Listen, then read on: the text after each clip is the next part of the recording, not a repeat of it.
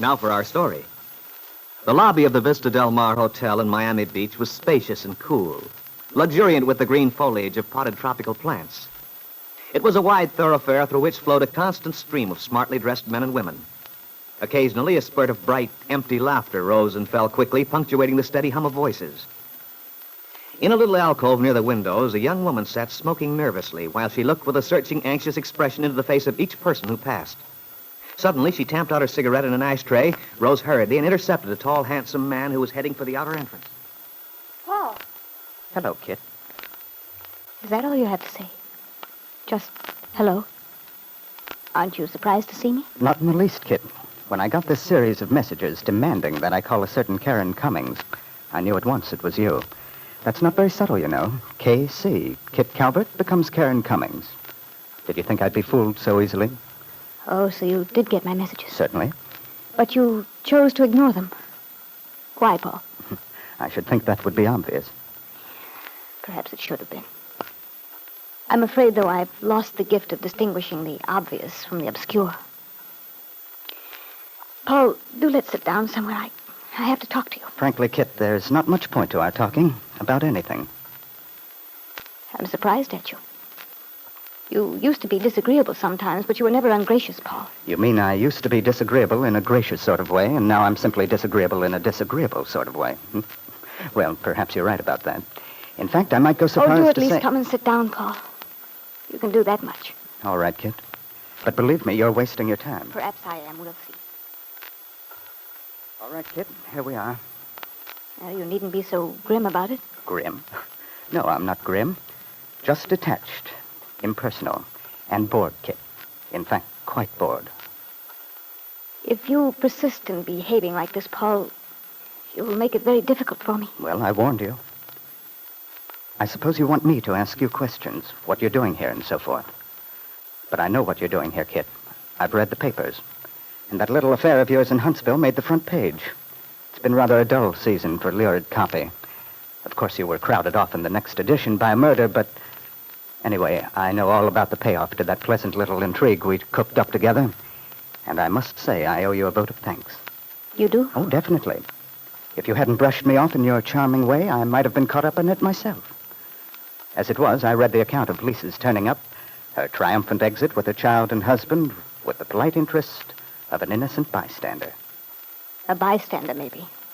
But not too innocent, Paul. Well, I'm quite willing to confess I don't feel too proud of my share in the original proceedings there in Malibu. But in comparison with you, my sweet, I'm pure as the driven snow. And I intend to stay that way. Meaning what? That I intend to keep my fingers out of other people's lives from now on. I see. You know, Kitt, that might be a good precept for you to follow. In fact, I recommend it. Don't worry, my boy. I haven't the least intention of involving myself in anyone else's life. At present, my chief concern is to try and salvage what's left of my own. That's one reason I came to see you. If that's the case, you've come to the wrong person, my dear. You ought to have known that. Should I, Paul? I wonder about that. Perhaps you've forgotten a few things I still remember. No. No, I don't think I have.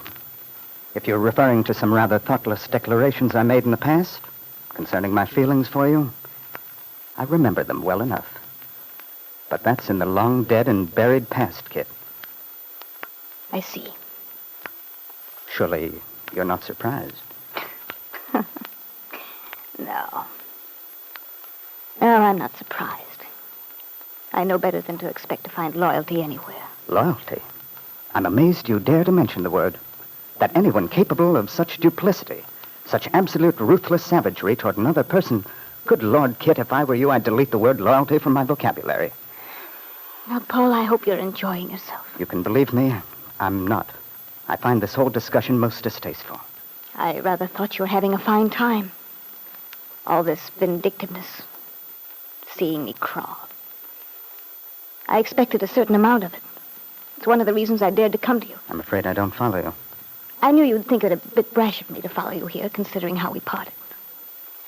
But I thought your vengeful streak would be more or less a help to me. You still haven't made yourself clear, Kitt. Oh, for heaven's sake, Paul, you're being deliberately dense. You know perfectly well what I mean. Simply that the pleasure of seeing me at the bottom of the heap ought to gratify you so much you'd be willing to put up with me for a while. Oh? No, Kitt. You overestimate my sadistic nature. I won't say I don't get a certain satisfaction finding you caught in your own web, but it's not enough to balance the fact that your company has lost all appeal for me. I see. By the way, Kitt, I don't mean to be unkind, but frankly, you're looking like the very devil. Yes, I know it. Well, you oughtn't to let yourself go like this. It's not like you. At least you've always managed to put up a good front. Well, call it moral disintegration. I might, if I weren't inclined to regard it as a possible play for sympathy. Although even that's unlike you. Maybe I've changed, Paul. I doubt it. Not even for the worst? Regardless, there's no sense in your looking like a hag. What difference does it make? Unless you intend it as a disguise. If so, I must say it's effective. I hardly recognized you. Which may be just as well. Have you seen the papers today? No. You know they're looking for you, though. Oh, yes, I know. That's why your coming to a place like this seems doubly foolish. It's not what one would call a remote hideout. All the more reason they'd look for me somewhere else. And if they did trace me here, they'd hardly expect to find me living at Mrs. Brotherton's furnished rooming house, kitchen privileges if desired. Good Lord, don't tell me you're living there. In that dingy, brown-shingled place on St. George Street? Yes, Well, it seems to me you could have done better than that. without making a reservation months in advance. Just try it sometime. And without luggage. Quite the little refugee, aren't you, Kitt? I imagine you expect all this to arouse the protective instinct in me. I don't expect anything. Nothing at all. Oh, if only I didn't have this beastly headache. I've had it for days. Oh, come off it, Kitt. Can't you ever stop putting on an act? It's been so long since I could sleep. I keep going back over it all. Over and over it. The faces. Voices. Really, Kitt, you're wasting this performance on me. Next week, East Lynne, eh? Surely you're not trying to give me the impression that you're tortured by your conscience. If you are, Kitt, well, it won't wash, that's all. I know better. People like you go on and on, repeating the same pattern over and over. The same pattern. Maybe you're right. Ever since I was a child, it's always been the same. Oh, I get it now. You couldn't help yourself. Is that what you're trying to say? Some force outside yourself made you do what you did. You're the victim of your environment, or some such rationalization. You think that's a joke, don't you, Paul? Yes, Kitt, I certainly do. If ever I knew a woman who was capable of looking out for herself, you're that woman. But perhaps you're wrong to be so skeptical, Paul. You believe Kitt is making a play for sympathy, trying as she has so often in the past to trick you. But how would you feel if Kitt's apparent disintegration is not a pretense?